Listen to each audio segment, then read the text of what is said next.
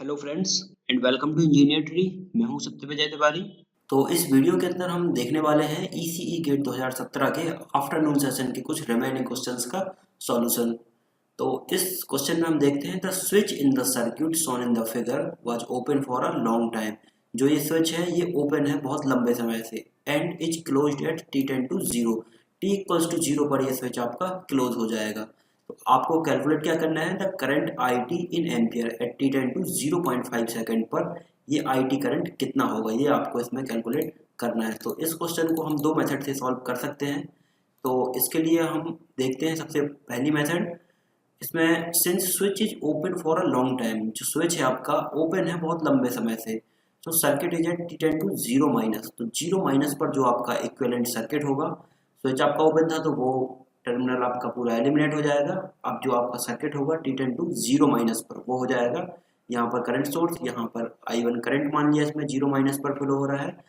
और जो आपका इंडक्टर था वो आपका सोर्स से बहुत लंबे समय से कनेक्ट है, इसलिए इंडक्टर जो होता है आपका इनिशियली तो होता है आपका ओपन सर्किट और आफ्टर लॉन्ग टाइम हो जाएगा शॉर्ट सर्किट। तो सोर्स से ये सीधे बहुत लंबे समय से कनेक्ट है, इसलिए इंडक्टर आपका आई एल जीरो माइनस पर क्या हो जाएगा, शॉर्ट सर्किट हो जाएगा। तो from circuit Son I L zero minus, यहाँ पर ये आप I L zero minus current की वैल्यू कैसे कैलकुलेट कर सकते हैं। यहाँ पर देखिए टोटल करंट है 10 एम्पियर, ये डिवाइड हो रहा है 5 ओम में और 5 ओम में, तो इक्वली यहाँ पर भी 5 एम्पियर डिवाइड होगा और यहाँ पर भी 5 एम्पियर। तो आई एल जीरो माइनस की वैल्यू हो जाएगी 5 एम्पियर। तो आई एल जीरो माइनस की वैल्यू आ गई आपके पास। अब चूंकि inductor does not allow sudden change of current, inductor की प्रॉपर्टी होती है कि वो सडन चेंज ऑफ करंट को अलाउ नहीं करेगा, मतलब जो करंट आपका आई एल जीरो माइनस पर होगा वही करंट आपका आई एल जीरो प्लस पर भी इंडक्टर में फ्लो होगा। तो 5 एम्पियर आपका आई एल जीरो प्लस हो गया। अब circuit at T ten to zero plus पर, जीरो प्लस पर सर्किट अपन ने जैसे ही ड्रॉ किया तो यहाँ पर आपका एक स्विच था इस टाइप से, तो स्विच आपका जीरो प्लस पर ये सर्किट इसमें मिल जाएगा, तो ये आपका शॉर्ट सर्किट हो जाएगा। जब ये शॉर्ट सर्किट हो गया तो ये ब्रांच आप एलिमिनेट कर सकते हैं, क्योंकि करंट जो होगा आपका, current always follow the minimum resistance path, तो ये इस पाथ को आप एलिमिनेट कर सकते हैं। तो आपका T ten to zero plus पर जो इक्विवेलेंट सर्किट हो जाएगा वो हो जाएगा यहाँ शॉर्ट सर्किट, और यहाँ पर इसको अपन ने रिप्लेस कर दिया इंडक्टर के करंट से और यहाँ पर 5 ओम। अब and at T ten to infinite, T ten to infinite पर क्या होगा, since short circuit is in parallel with inductor, ये शॉर्ट सर्किट ये इंडक्टर के पैरेलल में है, तो no current flow through the inductor at T ten to infinite, मतलब जो टोटल आपका सोर्स है करंट का वो टोटल करंट आपका इसमें से फ्लो हो रहा है, इंडक्टर में आपका कोई करंट फ्लो नहीं होगा। तो टोटल इनफाइनाइट पर आपका, तो इनफाइनाइट टाइम पर आपका क्या हो जाएगा, इंडक्टर के अक्रॉस करंट जीरो हो जाएगा। तो आपका जो सर्किट होगा वो होगा कुछ इस टाइप से। तो आई एल टी पर जो मैंने आपको फॉर्मूले बताए थे नेटवर्क के अंदर ट्रांजिएंट की, आप वीडियो देख सकते हैं उसमें, उसमें मैंने इंडक्टर और कैपेसिटर से रिलेटेड उनकी प्रॉपर्टी बताई थी और कुछ फॉर्मूले भी बताए थे। तो आई एल इंडक्टर का करंट कैलकुलेट करते हैं किसी भी टाइम टी पर, I infinite I final value minus I final minus I initial into E to the power minus T upon tau. Tau क्या है आपका, टाउ है यहाँ पर आपका time constant, here tau is the time constant. अब time constant की value आप इसमें किस तरीके से कैलकुलेट कर सकते हैं, टाइम कांस्टेंट निकालने के लिए हम देखते हैं सर्किट में, ये जैसे आपका सर्किट है और इंडक्टर के अक्रॉस आपको टाइम कांस्टेंट की वैल्यू चेक करनी है। तो टाउ आपका है यहाँ पर टाइम कांस्टेंट, तो टाइम कांस्टेंट हो जाएगा एल अपॉन आर, 2.5 अपॉन 5 हो जाएगा आपका ये रेजिस्टेंस। जो आपका ये सर्किट था इसमें एल की वैल्यू थी 2.5 और रेजिस्टेंस था आपका 5, तो टाउ की वैल्यू आई हमारे पास 0.5। और हमने आई एल टी में टाउ की वैल्यू पुट की, तो आई फाइनल वैल्यू 0 थी, minus final minus initial 0 minus 5 E to the power minus T upon tau, tau की वैल्यू है 0.5 है, सॉरी यहाँ पर। तो करंट थ्रू इंडक्टर है टी टेन टू 0.5 पर, टी की वैल्यू 0.5 रखी, तो 0.5 से 0.5 कैंसिल हो जाएगा, 5 into E to the power minus 1, ये कैलसी से सॉल्व करेंगे तो 1.839 एम्पियर आ जाएगा आपका आई एल करंट एट 0.5 पर। अब ये जो करंट है ये करंट है आपका इंडक्टर का करंट आया है अभी, इंडक्टर का करंट, और हमें कैलकुलेट कौन सा करना है, आई टी की वैल्यू, आई टी की वैल्यू हमें कैलकुलेट करनी है। अभी हमने इंडक्टर के अक्रॉस जो करंट था वो कैलकुलेट किया, अब ये हमें आई टी की वैल्यू कैलकुलेट करनी है। तो अगर 0.5 सेकंड की बात करें तो टोटल जो करंट है वो है 10 एम्पियर, और 0.5 सेकंड में अगर इंडक्टर के अक्रॉस 1.839 करंट फ्लो हो रहा है तो जो रिमेनिंग करंट होगा वो IT में से फ्लो होगा। तो वही हम यहाँ पर करने वाले हैं। So this is the current through the inductor at t10 to 0.5 second. But we want to calculate IT current at 0.5 second पर। तो IT at 0.5 second पर हो जाएगा 10 माइनस इंडक्टर के अक्रॉस करंट, तो ये हो जाएगा 8.161 एम्पियर IT करंट 0.5 सेकंड पर, टोटल करंट माइनस इंडक्टर के अक्रॉस करंट एट 0.5 सेकंड पर। तो इस तरीके से आप इनको कैलकुलेट कर सकते हैं। तो ये तो ही इसको सॉल्व करने की फर्स्ट मेथड। अब दूसरी मेथड होती है इसको सॉल्व करने की लाप्लास ट्रांसफॉर्म। ट्रांजिएंट के क्वेश्चन लाप्लास ट्रांसफॉर्म से हम और इजीली कैलकुलेट कर सकते हैं। तो मैंने जो ट्रांजिएंट के अभी वीडियो बताए थे नेटवर्क के अंदर, उसमें मैंने आपको लाप्लास ट्रांसफॉर्म से सॉल्व करना नहीं बताया था। तो अभी हम आने वाले रिमेनिंग वीडियोस में लाप्लास से भी ट्रांजिएंट के क्वेश्चन सॉल्व करना देखेंगे। अभी हम इस क्वेश्चन को सॉल्व करते हैं लाप्लास से भी। तो circuit at T ten to 0 minus पर, 0 माइनस पर सर्किट आपका स्विच ओपन रहेगा, तो सर्किट कुछ इस तरीके से होगा और इंडक्टर आपका शॉर्ट सर्किट होगा। तो IL 0 माइनस होगा आपका 5 एम्पियर। अब इंडक्टर के अक्रॉस जो करंट होगा वो 0 माइनस और 0 प्लस पर सेम होगा, तो हो जाएगी इसकी वैल्यू 5 एम्पियर। लाप्लास का सर्किट निकालना है अपन को t ग्रेटर देन 0 पर। तो जो करंट है वो हो जाएगा constant upon S, 10 upon S हो जाएगा, और ये 5 ओम हो जाएगा, और ये आपका स्विच क्लोज हो गया, तो ये शॉर्ट सर्किट हो गया। और यहाँ पर 5 और ये इंडक्टर, और इंडक्टर के बाद जो उसका इक्विवेलेंट वोल्टेज सोर्स से रिप्लेस कर दिया, वो हो जाएगा L into I L 0 minus. अगर मान के चलिए ये इंडक्टर होता और इसको आप करंट सोर्स से रिप्लेस करते, यहाँ पर आप करंट सोर्स से रिप्लेस करते, तो ये हो जाता आपका I0 plus upon S. Current से रिप्लेस करते तो ये आपको यहाँ करना पड़ता, वोल्टेज से रिप्लेस किया तो L into I L 0 minus put किया। L की वैल्यू है 2.5 और IL 0 माइनस की वैल्यू है 5, तो इसकी वैल्यू आ जाएगी 12.5 वोल्ट। तो इस तरीके से ये क्वेश्चन हम देखने वाले हैं। अभी लाप्लास से रिलेटेड क्वेश्चन हम उसमें देखेंगे। तो L into I L 0 minus की वैल्यू 5 थी और L की 2.5, तो इसकी वैल्यू आ जाएगी 12.5 वोल्ट। अब ये आपका लाप्लास डोमेन में आपका सर्किट हो गया। अब हमें कैलकुलेट क्या करना है, IS की वैल्यू हमें कैलकुलेट करनी है। तो IS हो जाएगा आपका कितना, यहाँ पर जो इनकमिंग करंट है वो है 10 अपॉन एस। इसमें रेजिस्टेंस में कोई करंट फ्लो नहीं होगा क्योंकि इसके पैरेलल में शॉर्ट सर्किट है। तो 10 अपॉन एस करंट आपका इनकमिंग है, और ये IS आपका करंट जा रहा है इसमें। और इस ब्रांच का आप करंट कैसे निकाल सकते हैं, V upon R, V upon R. तो V की वैल्यू है 12.5 वोल्ट, तो 12.5 अपॉन 5 प्लस 2.5 एस। तो IS जो करंट हो जाएगा वो हो जाएगा 10 अपॉन एस, जो 10 अपॉन एस यहाँ पर टोटल आया था, माइनस 12.5 अपॉन 5 प्लस 2.5 एस। तो इसको हमने और सॉल्व किया तो ये हो जाएगा आपका 10 upon S minus 5 upon S plus 2। यहाँ पर आपने 5 कॉमन ले लिया तो 5 अपॉन एस प्लस 2 हो जाएगा। अब हमने क्या किया, by taking inverse Laplace of this, इसका हमने इनवर्स लाप्लास लिया तो 10 अपॉन एस का हो जाएगा 10 minus 5 into E to the power minus 2t, क्योंकि 1 अपॉन एस प्लस 2 था तो E to the power minus 2t हो जाएगा और ut। ठीक है, तो at T ten to 0.5 second पर हमें इसमें करंट कैलकुलेट करना है। तो t की जगह पर हमने 0.5 पुट किया, तो 10 minus 5 into E to the power minus 2 into 0.5, तो 8.16 एम्पियर इसका करंट आ गया।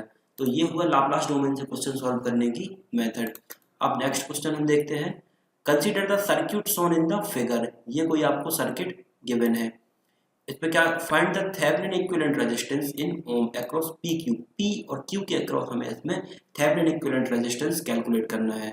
तो for finding RTH make all independent source deactivate. RTH find करने की जो मेथड होती है वो मैंने नेटवर्क के वीडियोस में बताई थी कि जो इंडिपेंडेंट सोर्स होते हैं उनको हमें डीएक्टिवेट करना है। आई वोल्टेज सोर्स जो होगा उसको शॉर्ट सर्किट से रिप्लेस कर देंगे, और करंट सोर्स जो होगा उसको ओपन सर्किट से रिप्लेस कर देंगे। ठीक है, इसका मतलब ये भी है कि जैसे वोल्टेज सोर्स होता है तो वोल्टेज सोर्स का जो इंटरनल रेजिस्टेंस होता है वो होता है आइडियली जीरो होना चाहिए। तो उसको उसके इंटरनल रेजिस्टेंस से रिप्लेस कर दिया, मतलब जीरो रेजिस्टेंस होगा मतलब शॉर्ट सर्किट हो जाएगा। और करंट सोर्स जैसे होगा तो करंट सोर्स का जो इंटरनल रेजिस्टेंस होगा वो होना चाहिए इनफाइनाइट, मतलब ओपन सर्किट। तो करंट को हमने ओपन सर्किट कर दिया, तो वोल्टेज सोर्स जितने भी होंगे वो शॉर्ट सर्किट हो जाएंगे और करंट सोर्स होंगे वो ओपन सर्किट हो जाएंगे। तो हमने वही किया, इसमें पी क्यू के अक्रॉस हमें आरटीएच फाइंड करना है। तो ये जो इंडिपेंडेंट वोल्टेज सोर्स है ये आपका शॉर्ट सर्किट हो जाएगा, तो ये 1 ओम शॉर्ट सर्किट के साथ पैरेलल में होगा तो इसको हटा सकते हैं। तो इक्विवेलेंट सर्किट आपका कुछ इस तरीके से हो जाएगा। अब हमें क्या करना है, पी और क्यू के अक्रॉस आरटीएच की वैल्यू फाइंड करनी है। हमने एक टेस्ट सिग्नल लिया, 1 एम्पियर का टेस्ट सिग्नल इसमें यहाँ पर लगा दिया और यहाँ का जो वोल्टेज है वो है वी पी क्यू। अब जो रेजिस्टेंस होगा पी क्यू के टर्मिनल का वो हो जाएगा वी पी क्यू अपॉन 1। तो वी पी क्यू की वैल्यू हमें कैलकुलेट करनी है। Now this is the circuit we observe that RTH हो जाएगा V P Q upon 1 ohm. ठीक है, now we need to calculate voltage V P Q. अब V P Q voltage calculate करना है, तो वी पी क्यू वोल्टेज हम calculate कर सकते हैं दो मेथड से, या तो यहाँ पर नोड अप्लाई कर दें या पर यहाँ पर मैथ अप्लाई कर सकते हैं। तो हमने इसमें सबसे पहले नोड अप्लाई किया, तो नोड मेथड से देखते हैं V P Q upon 1, V P Q upon 1 plus V P Q minus 3 I naught upon 1 equals to 1। ये क्यों हो गया, ये जैसे आपने सर्किट में देखा, यहाँ पर अपन ने नोड अप्लाई किया तो वी पी क्यू अपॉन 1 हो जाएगा plus V P Q minus 3 I not, यहाँ पर ग्राउंड है, अपॉन 1 हो जाएगा। और ये आपका 1 है एम्पियर है इनकमिंग करंट, तो 1 equals to V P upon 1 plus V P minus 3 I naught upon 1 हो जाएगा। ये 1 आपका वोल्टेज सोर्स के साथ पैरेलल में है तो इसका कोई मतलब नहीं है, तो आपने नोड की इक्वेशन यहाँ पर लिख ली, ये हो गई आपकी नोड की इक्वेशन। इसको हमने सॉल्व किया, तो अब इसमें एक चीज और है जो आपकी आई नॉट की वैल्यू है, वो है वी पी क्यू अपॉन 1। जैसे आप इस सर्किट में देखिए वी पी क्यू है आपका इस टर्मिनल का वोल्टेज, तो आई नॉट की वैल्यू हो जाएगी वी अपॉन आर, मतलब वी पी क्यू अपॉन 1, मतलब आई नॉट हो जाएगा आपका वी पी क्यू के इक्वल। तो आई नॉट की जगह पे हमने वी पी क्यू रखा, तो minus V P Q equals to 1 और V P Q equals to हो जाएगा माइनस 1। तो आर टी एच जो हो जाएगा वी पी क्यू अपॉन 1, तो माइनस 1 अपॉन 1, तो माइनस 1 ओम आ जाएगा आपका रजिस्टेंस। तो इस क्वेश्चन को हम दूसरी मेथड से देखते हैं, अप्लाई मैथ एनालिसिस। इसमें हम मैथ एनालिसिस अप्लाई करते हैं। तो मैथ एनालिसिस में हम करंट की डायरेक्शन देखते हैं इसमें। जैसे यहाँ पर आपका 1 एम्पियर करंट आ रहा है और यहाँ पर आपका आई नॉट जा रहा है और यहाँ पर इससे आपका 3 आई नॉट करंट इसमें फ्लो हो रहा है। तो 1 आ रहा है आपका और आई नॉट जा रहा है और 3 आई नॉट जा रहा है, तो इस ब्रांच में करंट आपका कितना फ्लो हो जाएगा, 1 minus 4 I not, 1 minus 4 I not. और इस एलिमेंट्स के अक्रॉस आपका आई नॉट करंट फ्लो हो रहा है। इस एलिमेंट के अक्रॉस आपका कितना करंट फ्लो होगा, इस नोड पर हम देखते हैं, यहाँ पर आपका आई नॉट आ रहा है और यहाँ पर 1 आपका जा रहा है, तो incoming current equals to outgoing current होना चाहिए। तो यहाँ पर इनकमिंग करंट होना चाहिए कितना, 1 माइनस आई नॉट, ये इनकमिंग करंट हो जाएगा प्लस आई नॉट हो जाएगा यहाँ पर equals to 1 outgoing current, तो आई नॉट कट जाएगा और 1 इक्वल्स टू 1 हो जाएगा। तो इस एलिमेंट के अक्रॉस करंट जो फ्लो होगा 1 माइनस आई नॉट फ्लो होगा। अब इसमें हमने केवीएल अप्लाई किया, तो वी पी क्यू से लिखना स्टार्ट किया, वी पी क्यू से लिखना स्टार्ट किया, तो यहाँ पर हो जाएगा आपका माइनस से स्टार्ट किया, तो माइनस वी पी क्यू हो जाएगा प्लस 3 आई नॉट हो जाएगा plus 1 minus I naught into 1 equals to 0। अब आई नॉट आपका इक्वल्स टू है वी पी क्यू के, तो आई नॉट की जगह पर वी पी क्यू पुट किया, तो वी पी क्यू की वैल्यू आ जाएगी माइनस 1 वोल्ट। सो डेट आर टी एच हो जाएगा आपका we P Q upon 1 minus 1 upon 1 minus 1 ओम। अब यहाँ पर जो आपका माइनस 1 ओम आया आपका आर टी एच की वैल्यू, ये माइनस में रेजिस्टेंस आपका इसलिए आया क्योंकि वोल्टेज और करंट की डायरेक्शन यहाँ पर अपोजिट होगी। तो इस तरीके से आप इनका सॉल्यूशन देख सकते हैं। अब नेक्स्ट क्वेश्चन हम इसमें देखते हैं, two n-channel MOSFET T1 and T2 are identical in all respect. Expect that the width of T2 is double that of T1. Both the transistors are biased in the saturation region of operation, but the gate overdrive voltage VGS minus VTH of T2 is double that of T1, where VGS and VTH are the gate to source voltage and threshold voltage of the transistor respectively. If the drain current and transconductance of T1 are ID1 and GM respectively, the corresponding value of these two parameter for T2. T1 के लिए हमें given है, T2 के लिए हमें calculate करना है। तो हम जानते हैं कि सैचुरेशन रीजन में ID and GM of MOSFET when operated in the saturation region, तो करंट जो होगा वो होता है 1/2 mu N COX WIL VGS minus VT का स्क्वायर। ये मैंने आपको EDC के अंदर जो इंपॉर्टेंट फॉर्मूले बताए थे उसमें आप जाके देख सकते हैं, सीधे सीधे फॉर्मूले लिखवाए थे आपको। तो जो जीएम होगा वो होगा del ID upon del VGS, मतलब जो करंट है उसका डेल वीजीएस के रिस्पेक्ट में एक बार डिफरेंशिएशन। तो इसका डिफरेंशिएशन आप करेंगे तो ये 2 आपका यहाँ पर आ जाएगा, तो 2 से 2 कैंसिल हो जाएगा, mu N COX WIL VGS minus VT बचेगा। इसका एक बार डिफरेंशिएट करेंगे। तो अब एज क्वेश्चन गिवन, क्वेश्चन में हमें गिवन क्या है, जो विड्थ दूसरे ट्रांजिस्टर की है वो है 2 टाइम्स ऑफ W1 एंड जो गेट ओवरड्राइव वोल्टेज है VGS माइनस VT ट्रांजिस्टर 2 का, ये 2 डिनोट कर रहा है ट्रांजिस्टर 2 का, वो है 2 times of VGS minus VT of transistor 1 के। ये क्वेश्चन में गिवन है। अब हमें सिंपल करना क्या है इसमें, फर्स्ट मॉसफेट के लिए हम करंट कैलकुलेट करेंगे ID1। तो करंट है 1/2 mu N C U X W1/L1 VGS minus VT का स्क्वायर फॉर ट्रांजिस्टर 1, और GM1 हो जाएगा mu N C U X W1/L1 VGS minus VT। अब सेकंड के लिए क्या करेंगे, ID2 हो जाएगा आपका 1/2 mu N C U X W2/L2 VGS minus VT का स्क्वायर फॉर ट्रांजिस्टर 2, और ऐसे GM निकालेंगे अपन। अब W2 और VGS माइनस VT की वैल्यू हम इक्वेशन 1 और 2 में पुट कर देंगे। तो ID2 हो जाएगा 1/2 mu N C U X, अब W2 हो जाएगा आपका W1 के रिस्पेक्ट में 2W1, और लेंथ में तो उसकी इक्वल है तो L1 हो जाएगी, और यहाँ पर हो जाएगा आपका VGS माइनस VT है, जो VGS माइनस VT की जगह पर हमने 2 VGS माइनस VT रखा, तो 2 का स्क्वायर हो जाएगा 4 और VGS माइनस VT 1 का स्क्वायर। अब इसको 1 के रूप में अपन कैसे लिख सकते हैं, 4 इंटू 2 8 हो जाएगा, तो 8 और बाकी रिमेनिंग इक्वेशन बची है ID1 की, तो ID2 जो हो जाएगा वो हो जाएगा 8 इंटू ID1, और GM2 कैसे कैलकुलेट करेंगे, वो निकालेंगे mu N C U X W2 की जगह पर 2W1 रखेंगे, और VGS माइनस VT की जगह पर 2 VGS माइनस VT, तो GM2 हो जाएगा आपका 2 इंटू 2 4 टाइम्स ऑफ GM1। इस तरीके से आप ट्रांसकंडक्टेंस और करंट कैलकुलेट कर सकते हैं। इसमें हम नेक्स्ट क्वेश्चन देखते हैं। Assuming that transistors M1 and M2 are identical, M2 और M1 आइडेंटिकल हैं and have a threshold voltage of 1 volt, the state of transistors M1 and M2 are respectively. दो ट्रांजिस्टर हैं, M2 है और M1 है।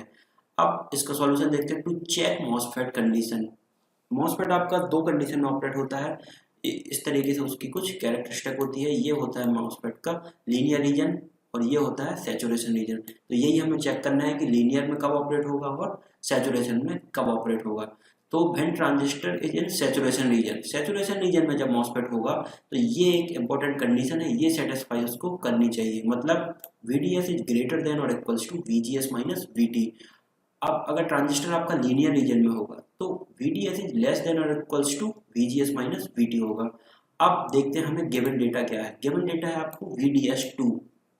VDS2 आप कैसे calculate कर सकते हैं, ये है सेकंड ट्रांजिस्टर के लिए बात करें तो ये है ड्रेन वोल्टेज, तो VD2 माइनस VS2, तो ड्रेन है इसके लिए 3 और यहाँ का वोल्टेज माना हमने Vx है, यहाँ का वोल्टेज है Vx, तो 3 माइनस Vx हो जाएगा। अब VGS2, अब गेट है आपका 2.5, तो VG2 माइनस VS2, अब इसका S हो जाएगा Vx, तो 2.5 माइनस Vx हो जाएगा, और थ्रेशोल्ड वोल्टेज है 1 वोल्ट गिवन है, ठीक है। तो here we can see that transistor M2 is in saturation region। In condition से हम चेक कर सकते हैं कि ट्रांजिस्टर जो दूसरा वाला होगा वो आपका सैचुरेशन रीजन में होगा, क्योंकि 3 माइनस Vx जो VDS है is greater than equals to VGS minus VT, क्योंकि VGS की वैल्यू है 2.5 माइनस Vx और माइनस VT हो जाएगा 1, तो 1.5 माइनस Vx हो जाएगा, तो 3 minus Vx is greater than equals to 1.5 minus Vx। तो जो सेकंड वाला ट्रांजिस्टर होगा M2 वो हो जाएगा ऑपरेट आपका सैचुरेशन रीजन में। तो M2 की कंडीशन हमने चेक कर ली, सैचुरेशन रीजन में ऑपरेट हो रहा है। अब M1 के लिए हम चेक करते हैं, मान के चलते हैं M1 भी आपका सैचुरेशन में ही ऑपरेट हो रहा है, तो M1 के लिए गिवन डेटा हो जाएगा VDS1 VD1 माइनस VS1। तो जो ड्रेन है M1 का वो है Vx माइनस सोर्स ग्राउंड से कनेक्ट है तो 0 हो जाएगा, और VGS1 हो जाएगा VG माइनस VS1, 2 माइनस 0, और थ्रेशोल्ड वोल्टेज है 1 वोल्ट। तो M1 को हमने सैचुरेशन रीजन में जब लिया तो IDS1 इक्वल्स टू IDS2 हो जाएगा, दोनों के अक्रॉस करंट सेम हो जाएगा, 1/2 mu N C U X W/L VG1 F minus VT का होल स्क्वायर इक्वल्स टू, यहाँ पर भी सेम, तो ये और ये आपका सेम क्वांटिटी है तो ये कैंसिल हो जाएगी। अब क्या बचा VGS1 माइनस VT का होल स्क्वायर, तो 2 माइनस 0 माइनस 1 का whole square equals to 2.5 minus Vx minus 1 का स्क्वायर, इनकी वैल्यू पुट कर दी। तो इसको जब हमने सॉल्व किया तो एक इक्वेशन हो गई Vx square minus 3Vx plus 1.25 equals to 0। जब इसको हमने कैलसी से सॉल्व किया तो Vx की वैल्यू आई 0.5 वोल्ट और Vx की दूसरी वैल्यू आई 2.5 वोल्ट। अब इन दो में से हमें एक वैल्यू निकालनी है Vx की। अब वो वैल्यू कौन सी होगी? If we consider Vx equals 2.5 volt, मान के चलिए अगर Vx की वैल्यू हमने 2.5 वोल्ट कंसीडर की, तब जो VGS2 हो जाएगा, VGS2 हो जाएगा आपका कितना? Vg minus Vs। तो Vg की वैल्यू है 2.5 और S की वैल्यू जो सोर्स है या जो Vx है उसकी वैल्यू भी हमने 2.5 रखी, तो VGS2 हो जाएगा आपका 0, मतलब सेकंड ट्रांजिस्टर आपका ऑफ हो जाएगा, इसलिए Vx की ये वैल्यू हम नहीं लेंगे। Vx की वैल्यू होगी फिर 0.5। जब Vx की वैल्यू हमने 0.5 रखी तो M1 ट्रांजिस्टर के लिए VDS1 इक्वल्स टू हो जाएगा Vx माइनस 0, तो Vx हो जाएगा आपका 0.5, तो VDS1 की वैल्यू आएगी आपके पास 0.5। अब VDS1 जो 0.5 है इज लेस देन और equals to VGS minus VT। अब VGS माइनस VT, VG है जो फर्स्ट वाले ट्रांजिस्टर के लिए गेट है 2 और माइनस सोर्स है ग्राउंड तो 0, तो ये हो जाएगा 2 माइनस 1, VT आपका थ्रेशोल्ड वोल्टेज है, 0.5 इज लेस देन और इक्वल्स टू 1, तो M1 इज लीनियर रीजन, क्योंकि ये कंडीशन आपकी सेटिस्फाई हो रही है, VDS इज लेस देन और equals to VGS minus VT, तो M1 हो जाएगा आपका लीनियर रीजन में और M2 रहेगा आपका सैचुरेशन रीजन में। तो इस तरीके से आप इन क्वेश्चंस को सॉल्व कर सकते हैं। ये क्वेश्चन हम डिटेल में देखने वाले हैं अभी गेट 2018 के लिए। अगला क्वेश्चन देखते हैं। ये क्वेश्चन है आपका कम्युनिकेशन से ही। इस टाइप के क्वेश्चन मैंने आपको कम्युनिकेशन की जो 6 वीडियो बताए थे उसमें भी इस टाइप के काफ़ी क्वेश्चंस मैंने प्रैक्टिस करवाए थे। अगर आपने नहीं देखे हैं तो एज इट इज आपको इस टाइप के भी क्वेश्चन उसमें देखने के लिए मिल जाएंगे। ये 2 नंबर का क्वेश्चन था, न्यूमेरिकल टाइप क्वेश्चन था। क्वेश्चन क्या है? The unmodulated carrier power in an AM transmitter is 5 kilowatt. The carrier is modulated by a sinusoidal modulating signal. The maximum percentage of modulation is 50%. If it is reduced to 40%, then the maximum unmodulated carrier power in kilowatt that can be used without overloading the transmitter is। ये हमें इसमें calculate करना है। तो given data क्या है? Unmodulated carrier power means mu equals to 0। जब unmodulated carrier power तो म्यू 0 हो जाएगा। अब जो टोटल पावर होगा वो होता है पीसी, जो टोटल पावर होगा वो होगा PC 1 plus mu square divide by 2। तो PC की वैल्यू गिवन है 5 किलोवाट, क्योंकि अनमॉड्यूलेटेड पावर अपन को पता है, तो PC हो जाएगा आपका 5 किलोवाट। तो और परसेंटेज ऑफ मॉड्यूलेशन कितना है? 50%। सो म्यू की वैल्यू हो जाएगी आपकी 1/2। अब म्यू की वैल्यू जब हमने इसमें 1/2 कैलकुलेट की तो ये हो जाएगा PT equals to 5 1 plus 1/4 into 2। तो PT की वैल्यू कैलकुलेट कर सकते हैं 5.625 किलोवाट। ये हुई PT की वैल्यू। अब नेक्स्ट स्टेप में क्या बोल रहा है? If it is reduce to 40%, अगर म्यू की वैल्यू हमने 40% कर दी, मतलब 40/100 2/5 कर दी म्यू की वैल्यू, तो PC की वैल्यू कितनी होगी? ये कैलकुलेट करना है। The maximum unmodulated carrier power हमें कैलकुलेट करना है that can be used without overload in the transmitter. तो PT की वैल्यू 5.625 हमने इसमें पुट की equals to PC 1 plus mu की वैल्यू हो जाएगी 2.5 का स्क्वायर। इसको जब हमने सॉल्व किया तो PC की जो अनमॉड्यूलेटेड कैरियर पावर हो जाएगा वो हो जाएगा आपका 5.208 किलोवाट आंसर इसका। तो इस तरीके से आप इन क्वेश्चंस को सॉल्व कर सकते हैं। तो ठीक है फ्रेंड्स, ये तो हुए गेट 2017 के आफ्टरनून सेशन के क्वेश्चंस का सॉल्यूशन। अब इसके बाद मैं मैथ्स की नई सीरीज स्टार्ट करने जा रहा हूँ, जो उसके रिमेनिंग टॉपिक्स थे वो अब इसके बाद हम देखते हैं। तो अगर ये वीडियोज आपको पसंद आ रहे हो तो इनको लाइक जरूर करें, सब्सक्राइब करें और अपने फ्रेंड्स के साथ शेयर करें। Thank you friends.